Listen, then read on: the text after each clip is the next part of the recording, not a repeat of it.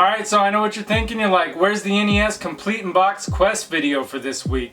I have one ready, but I wanted to do a little bit something different today. This video seemed a little bit more fun.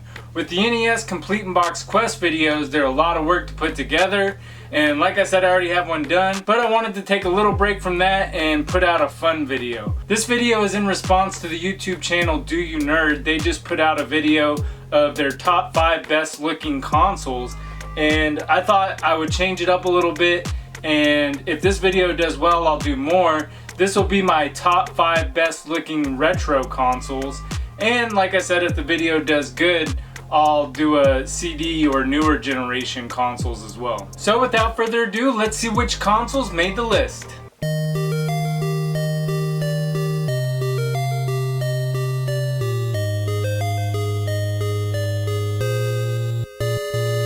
And coming in the number 5 spot today is the Super Famicom. When I first moved to Japan, I had no idea what kind of consoles, systems, or games they had. I mean, I didn't know what a Super Famicom or Famicom was. Prices were stupid cheap 7 years ago when I moved to Japan. Complete in box Super Famicom consoles were only 3,000 yen or about $30 US.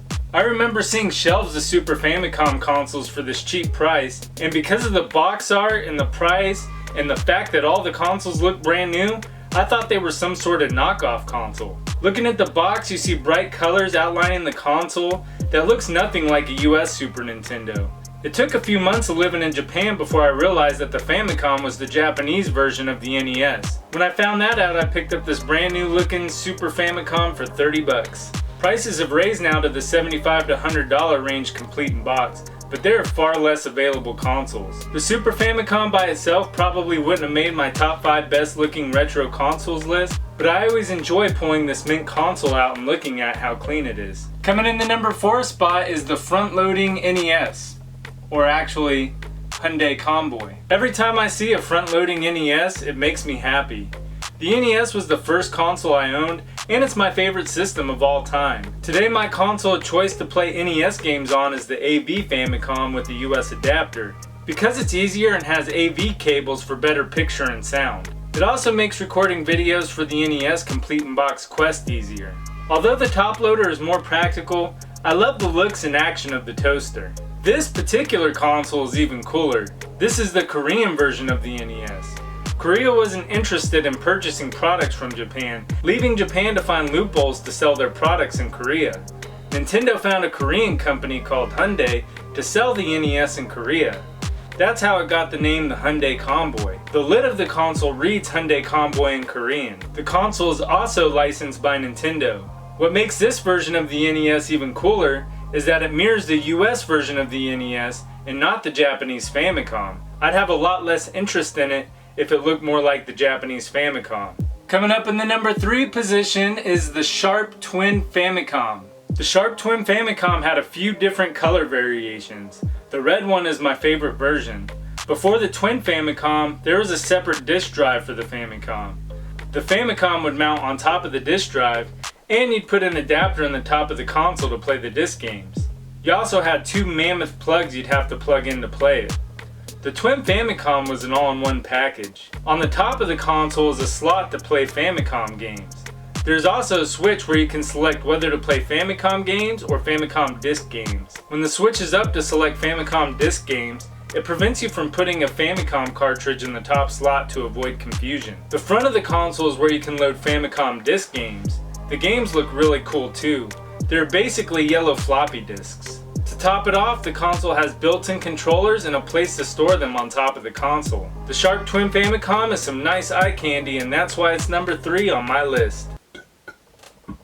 Up next in the number 2 spot is the Dai Hawks N64. While there's many color variations for the N64 and much more rare ones, the Dai Hawks console is my favorite. The console is translucent orange on top and translucent black on the bottom. The controllers are the same. The Dai Hawks are a Japanese baseball team. A supermarket company called Dai owned the baseball team. This console represented the team's colors, and it was only sold in the Dai stores. The Dai Hawks is towards the top of the rare N64 console list because it was only sold in Japan and it was only sold in certain stores in Japan. Before moving to Japan, my favorite color was the Fire Orange N64 from the Funtastic series.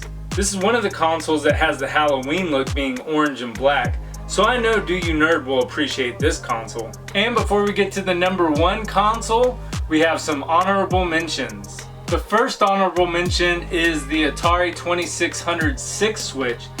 Now, I love the way this console looks with the wood grain, how clean it is, the black on it. This one's in really good condition. I like the switches on top. It puts me back in that time. You know, I feel like I can see the house that this was sitting in. You know, the wood panels on the walls going around. I can smell the cigarette smoke, and seeing a bunch of older guys crowded around the TV, I don't know. But I just like this console. I'm really happy to have it in my collection, and it's one of the loose consoles that stays out on display all the time. The next honorable mention goes to the PC Engine Super Graphics. Now this console's really awesome. What other console do you see that looks anything like this? This thing looks futuristic. It played 5 games. Unfortunately, the console flopped because the advancement in technology wasn't that much greater. There was only 5 games for this system, but when I found out this console existed, I knew I had to have it. And I had wanted one for a really long time. I ended up finding one in Thailand. No, I didn't. It was Taiwan. I ended up finding one in Taiwan. It was loose. I ended up selling that one later on and buying this one complete in box because I'm going for all the PC Engine consoles complete in box. There's also another game that had enhanced graphics with the PC Engine Super Graphics, but it was only won in a competition. So it was some Darius game, some shoot 'em up, I believe. So the Super Graphics made the honorable mentions list, but in the number 1 spot we have the PC Engine Shuttle. In case you weren't aware, the PC Engine is the Japanese version of the TurboGrafx 16 in the US. Like the Super Graphics, the PC Engine Shuttle was a flop. Unlike the Super Graphics though, the PC Engine Shuttle was the least compatible system out of all the PC Engines.